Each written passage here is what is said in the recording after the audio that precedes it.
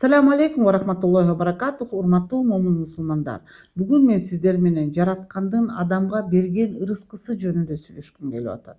Инсанга берилген баардык мүмкүнчүлүктөрдүн жараткандын ырыскысы дейбиз биз баардык мусулмандар.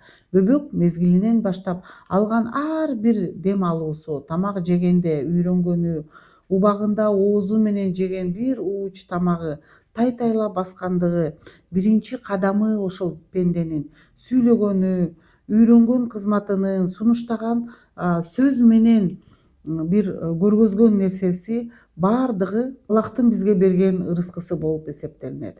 Хадисте пайгамбарыбыз мындай деп атат: "Коля Расулуллахи саллаллаху алейхи вассалям".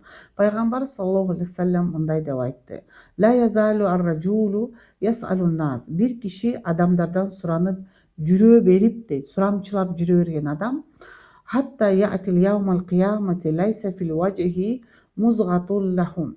Кыямат күнү болгондо жүзүндө бир тутам эт калбай калат дейт. Демек ислам дини сурамчылыкты жактырбайт. Дагы бир хадисинде пайгамбарыбыз саллаллаху алейхи вассалям: "Ва ма ман даббаху фил арди илля алаллахи ризкуха". Жер жүзүндөгү жаныбарлардын баардыгынын ырыскысын Аллах Таала берет деп биз түшүнүшүбүз керек.